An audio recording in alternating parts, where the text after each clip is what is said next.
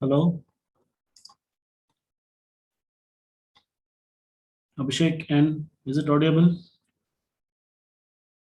Yes, sir. Yeah, fine. So, good morning. So, regarding last class, regarding last video, we were discussing the concept of the process context and PCB. What does PCB stands for? Pratibha KL, what is a PCB? Hello, Abhishek, and what is PCB? Hello, Maruti Handral, what is a PCB?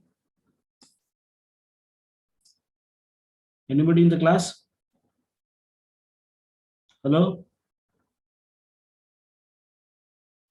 what is a PCB? Anybody respond? Hello? Anybody listening? Process control block, sir. ಅಲ್ಲಪ್ಪ ಅದು ಹೇಳಕ್ಕೆ ಯಾಕಪ್ಪ ಇಷ್ಟೊಂದು late ಮಾಡ್ತೀರಾ? It's a waste of time, right? Huh? Is it not? Yeah. So we were dealing with the concept of the process context, or we also called as process environment.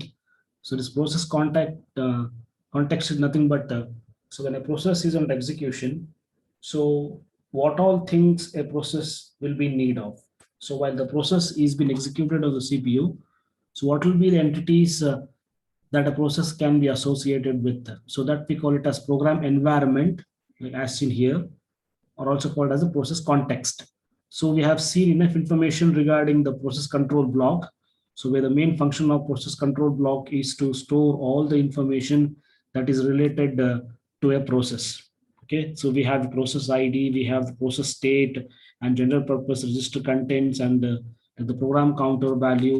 So we have a small figure of the process control block, so which can store all the related information with respect to the process, or we can call it as the block that will control the execution of a process, that can be called as a process control block. So but like here we are dealing with the process context, so where the process context of a process can be having so these six information, and according to the figure also, so we have here six information. So we have the address space of the process, where the address space of the process is comprising of the code and the data and the stack components of the process. So what do you mean by the code? So this code is nothing but the program, right? So the program or the code itself will be the first main context of the address space of the process. So whatever program or whatever code you write, so again the program is nothing but the set of instructions or a sequence of instructions that will be acting as the code. And regarding the data, so what is the data basically? It's like this like the data can be something called as a variable. So what all variable that will be used in your program, okay, that can be the data. And these data can be used in the execution of the process or the program. So this data includes the data from the files as well. That is the data which can be inputted for the process, and this input data can be say like inputted by the user, or so like in real-time application also the user can enter some data, right? And these data can be also inputted say via the keyboard. Okay. So next is the stack components. So when this stack comes into picture, so the stack is nothing but like it contains some parameters of functions and procedure. So which will be called during the execution of a program or a process, and the return address also. Okay, so we have the code and the data and the stack components, and all these will be comprised and we call it as the address space of the process. So second one is memory allocation information. So the memory allocation information is nothing but information with respect to the areas that will be allocated to a process. So whenever the process needs to be executed, I need to have the allocation of some address space, okay, so that I can store the process and the process may be going for the execution stage. So whenever a process is being saved, it will be able to occupy certain memory area. So the starting address and the ending address or the final address of memory, all this information will be stored in a block called as this process control block. Okay, so whatever the memory that has been allocated for a process, including the starting address of the process and the ending address of the process, that will be, that information will be stored in the memory allocation information. And third one is the status of the file processing activities. So like information regarding the status of the files processing activities, this includes information about the file being used. So what all files that will be used by a process during its execution. So like the current position of the files, so like open file or say close a file, read a file, write a file. That is, so when process executes with the help of a file, so then what OS will do is OS will take care of so which file is being opened, which file is being closed, and in so which mode the file is being opening, like either read mode or write mode, and all the information accessed from the file. This information will be stored in the status of file processing activities. And fourth point in the process context is process interaction information. So this interaction information is nothing but so whenever a process execution depends on the results of other process. Suppose if I have here two processes, so where the P1 execution is depending upon the execution of P2. So once the P2 process is executed, so the output of P2 is acting as input for the process P1. So like here, like in this scenario, so we can expect some interaction or information exchange between the process 1 and the process 2. Okay, so until and unless one process is executed, okay, I cannot start the execution of second process. Why? Because these two processes P1 and P2 are interdependent on each other. So means the execution of one process will be depending upon the result of another process. Like in this case, you can expect the process interaction information.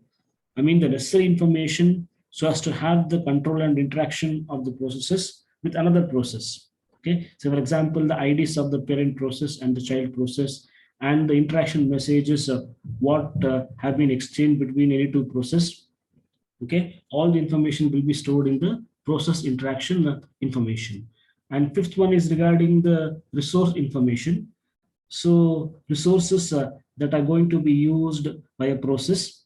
Okay, so the process in, so for example, the process may be using memory. So then how much of memory is being used by the process? So this will this information can be held in the process control block. So the information regarding the resources that are being allocated to a process will be held in the resource information field. Okay, and sixth one is the miscellaneous information. So this information, so what all accessory information, extra information that are needed for any process to go into the execution, all the information will be stored in the miscellaneous information. So the bottom line is, like regarding the process context, you need to explain all the 6 points starting from the address space of the process, where we have again three entities which comes into picture. So one is the code of the process and the data of the process and the stack components of the process. Second one is the memory allocation information. So how much of memory is being allocated for a particular process. So for every process to go into execution, I need to allocate some memory to it. So means the starting address of the process and the ending address of the process, like in so which memory slot the process is being allocated. Okay, those information should be conveyed to the process or say allocated to a process. And third information is status of file processing activities. So like regarding the operations on the files, like how much files does the process is using, and whether the files are in operated in say like read mode or write mode, and what data, how much of data is being accessed from the file. All the information related to the files like will be stored in the third field. And the fourth field is process interaction information, and fifth one is resource allocation, and sixth one is the miscellaneous information. So you can explain so this process context along with this particular figure or the process environment, okay, and as well as the process control block. So this process control block was been discussed in the last class as well. Like if you remember, yeah, like this particular slide as well as so the information contained in the process control block, let's call PCB, about the process, and not to mention for each and every process, okay, each and every process has got its own process control block having these many information, okay. So after this process context, so we have the process interaction. So the next concept in the syllabus is the process interaction. So what does this process interaction means? Say, like we know that a process is nothing but program in execution. So when the process are in execution, sometimes they may need to communicate with each other. Okay, that is, a process may be in need to interact with another process for its successful execution. So, for example, if you have say two processes P1 and P2, and these two are called as the interacting process. Why? Because these two processes may be having the same data sharing. So like these two processes can be sharing the same data, say from a common buffer, or say these two processes are able to exchange some information so for their successful execution. So why do these processes need to interact is the basic question here. I mean the reason, so why these processes need to interact, and here I mentioned so four reasons. So why these processes need to have the interaction between each other. Okay, so the first reason, so why the process needs to interact is the data sharing. Second reason is message passing or a means of communication like in between any two processes. And third reason is the synchronization between the processes. And fourth reason is exception conditions and to raise the alarms. Okay, so we have here the four reasons. Okay, why do like any two process needs to interact? And the first reason is the data sharing, like information regarding the data sharing. So for example, suppose if I have a common memory location and this particular common memory location, or I can take any resource as such. So any resource, say for example, a common memory location or a buffer is being accessed by say two processes. Say P1 and P2 are the two processes, so which are accessing the common memory location or a common resource. Okay, like in this case, like that is a common location is been accessed by both the processes, means that two processes are sharing a common set of data or sharing common location. Okay, and second example is I can have like in case of C and C++, like you might have heard of the use of the global variables as well as the local variables. So what do you mean by this global variables? So the global variables are the variables which can be accessed by the multiple functions. I mean, like these global variables will be able to contain the data which can be accessed by multiple number of programs or processes. So when accessing the data from a global variables, the processor needs the interaction with one another. Okay, that we can call as the data sharing, where say more than one number of processes are able to share a common resource. Say for example, say one common memory location can be shared between any two processes. So for example, a buffer, or I can take the example of the global variables, where the variables are being accessed by the multiple functions. Like in these cases, the two process needs to have the interaction between the each other. So a simple example is been shown here. So for example, if two processes concurrently execute the statement A is equal to A plus 1, where this A is nothing but the shared variable. So this shared variable is being used by both the processes concurrently. So the result may depend on the way the kernel interleaves their execution. Okay. So to avoid this particular problem, so one way is only one process should be made to access the data at any time. Okay, suppose if it is the case like both the processes are simultaneously accessing the same variable, so then we have the wrong results. Hence, to avoid that particular problem, so what I should have is I need to use something called as mutual exclusion. So this means that at any instant of time, any resource can be accessed by only one process. No two processes can access the same resource at the same instant of time. Okay. So second one is the message passing. Like this is the second technique used so as to have the process interaction.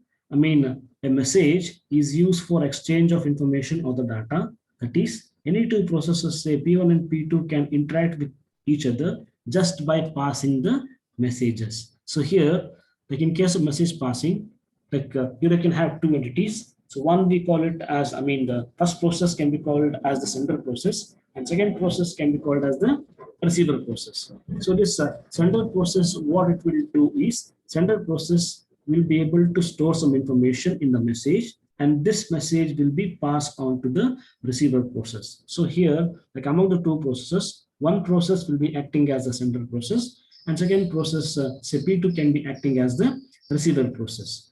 So for example, so to send some information to a friend, so what it will, so what we will do is, or say what we can do is, so we can write a letter. Okay, so a letter will be acting as a message. That is, letter containing some information will be acting as a message. Similarly, a message will be holding some information. That information is sent to the another process or your friend. Okay, so that the second process or your friend can access the information.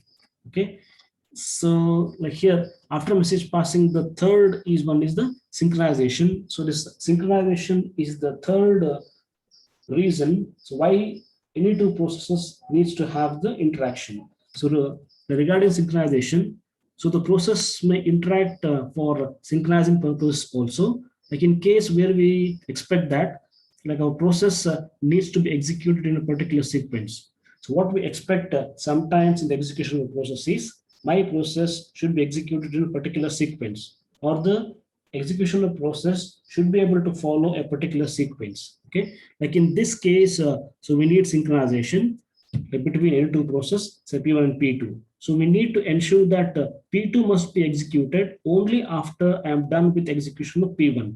Okay, like in this case, here the output of one process will be acting as input for the another process. Hence, we need to synchronize the activities of both the processes. So here, second process P2 will seek the permission or the consent of P1 to start its execution. That is, P2 will be asking for the permission of P1 before it can start its execution.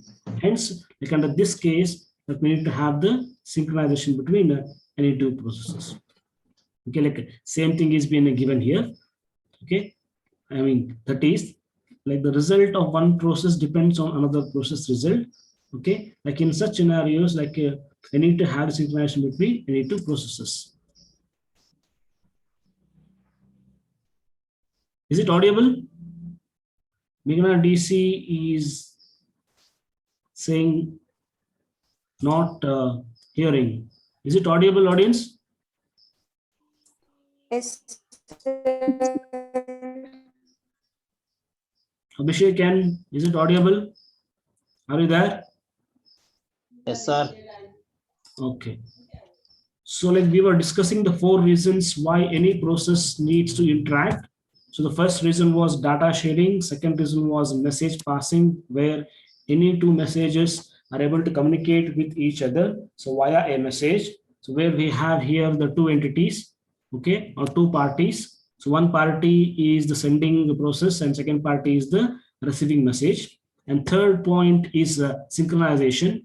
So like if we have any two processes, so where the output of one process will be acting as input for the another process, like in that case, I need to have the synchronization of the activity of both the process. And the fourth reason is the signals.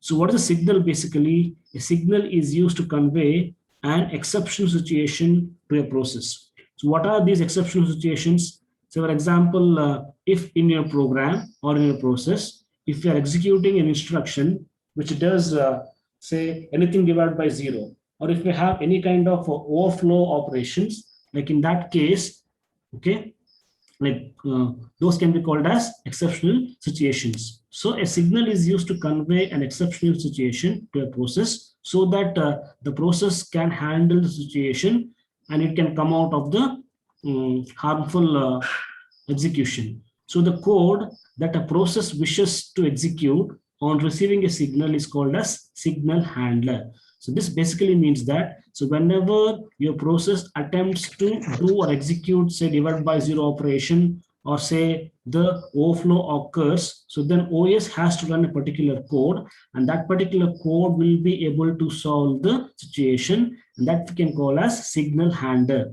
So this signal handler, what it will do is, like it will execute the process so that no harm is caused in the execution of the process, and we can avoid such harmful exceptional situations. Say, like in a process, we have some errors, like errors,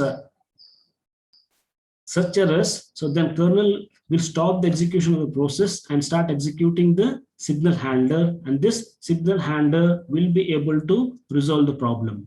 Okay, so to indicate the situations, like harmful situations, so these signals are being used here. So the bottom line here is, these are the 4 reasons. Okay, starting from the data sharing and message passing, like also called as communication between any two process, and synchronization, and exceptional conditions or situations, and also to pop up some message so as to educate the user. So all these are the 4 reasons why the why any two process needs to have the interaction between themselves. Okay, so after this you have something called as scheduling terminology and concepts. Like this program was earlier so being discussed as well.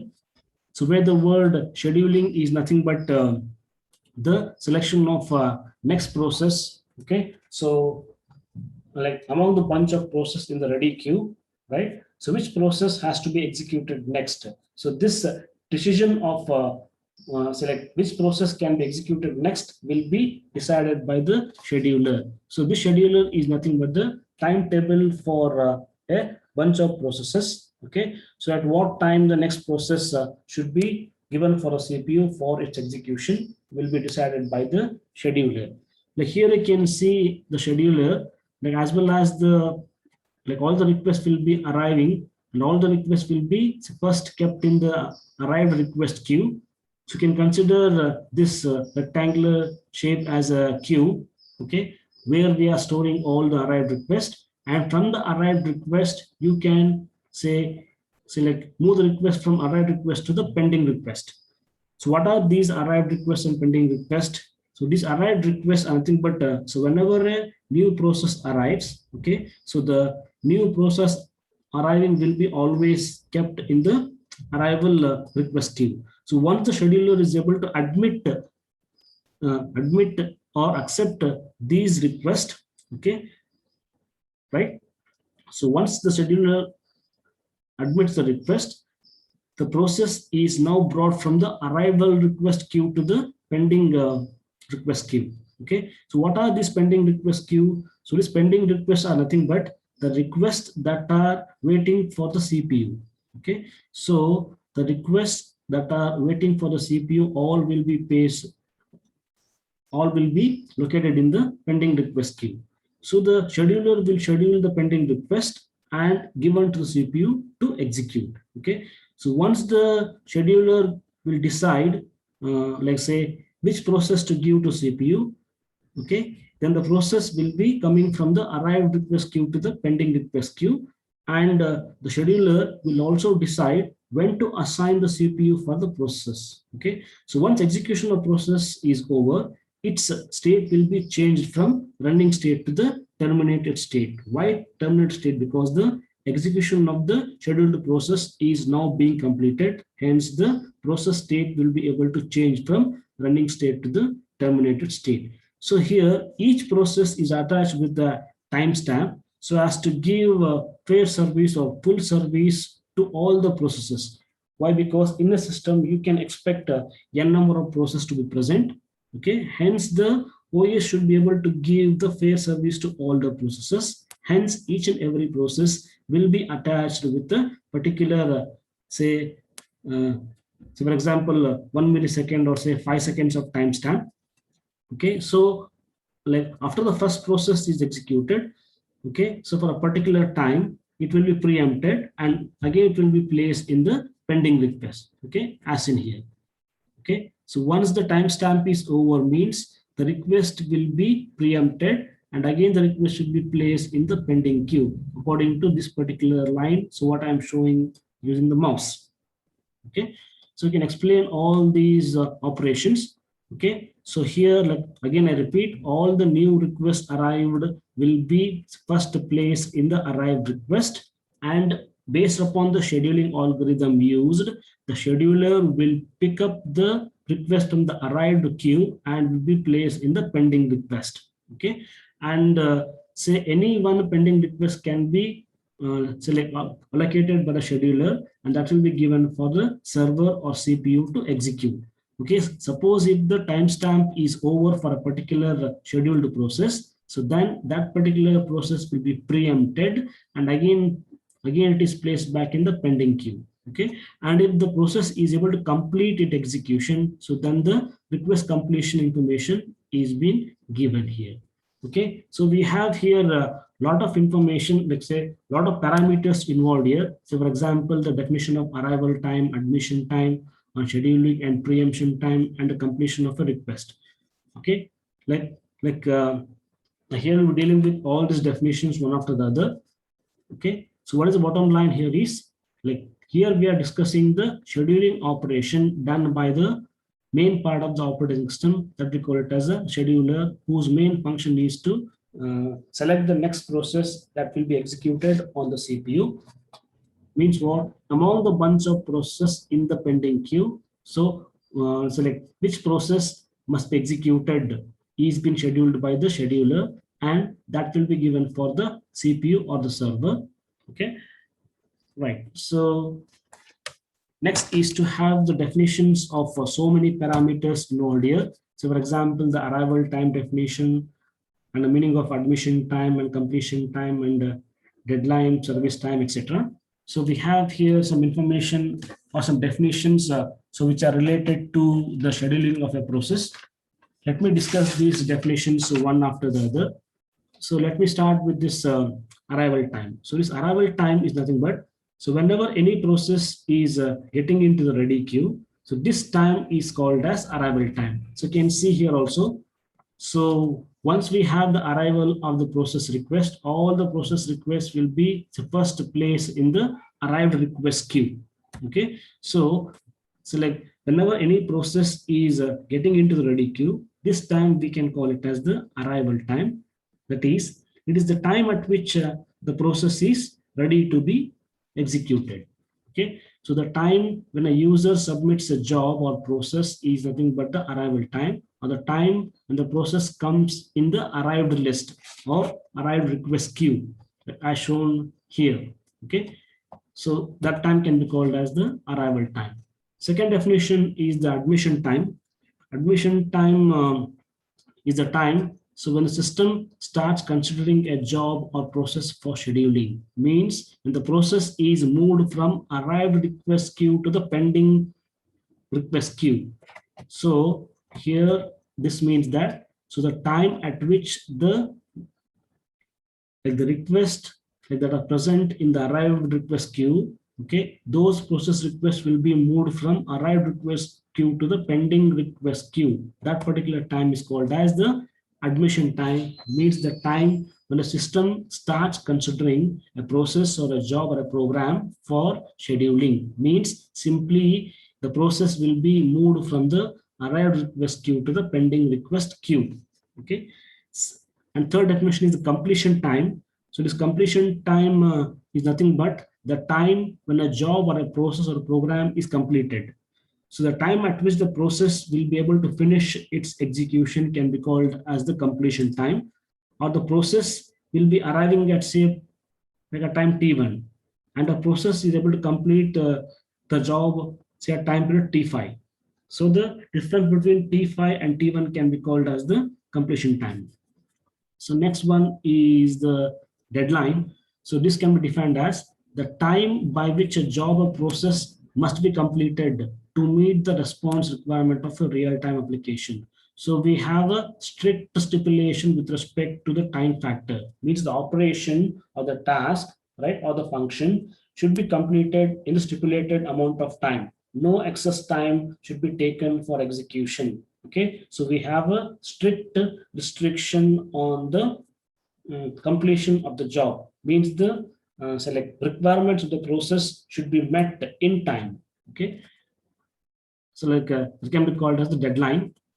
Next one is service time. So the service time is nothing but the total of CPU time and IO time required by a job or a process or subrequest to complete its operation. Okay, so the total amount of CPU time including the IO time. So but normally like we assume that no IO operation is involved in the process execution. So we can neglect it, say for time being, only we assume that we have the CPU computations. Hence the total amount of CPU time required or needed by a process or subrequest to complete its operation can be called as the service time. So what is preemption? Basically, like I said, that preemption is nothing but the forced deallocation of CPU from a job or process and allocating the CPU for the another process. Okay, so we can have the preemption of say a low priority process to the high priority process. Suppose if say CPU is executing a low priority process P1, and if say any high priority process comes and interrupts the operating system, like in that case, what OS will do means OS will be going for preemption, means OS will suspend the currently executing process P1, okay, and it will allocate the CPU to the higher priority process P2. Okay, so that forceful deallocation of CPU, say from process P1 and allocating the same CPU to the another process, we call it as preemption.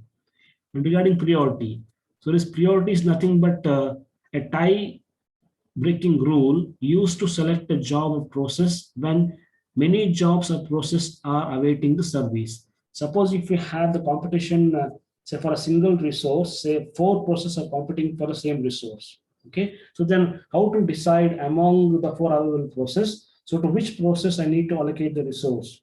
Okay, so we have a tie between say process P1, P2, P3, and P4. Right? Like in that case, I can break the tie just by deciding the priority. So I can assume some priority for each and every process, and based upon the priority, I can make a choice. Okay, so as to which process I should be able to allocate the resource, or so which process is say like competing for the use of the resource. Okay, so it can break the tie simply by allocating the priority for each and every process. Okay, so along with this particular figure, okay, so for the scheduling terminology and concepts, so it can explain the relevant terms. Okay, of course we have here still more terms. Okay, so in the next class, let me discuss all these terms. But for now, so what we had discussed in the present class is regarding the process context. Okay, so we have a particular figure for the process context as well as the PCB.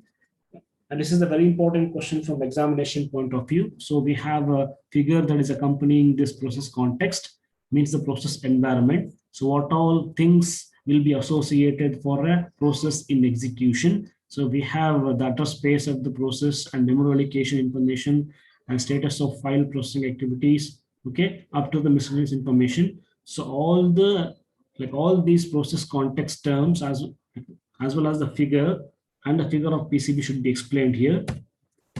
And what we discussed next was the process interaction. So why any two process needs to have the communication or interaction.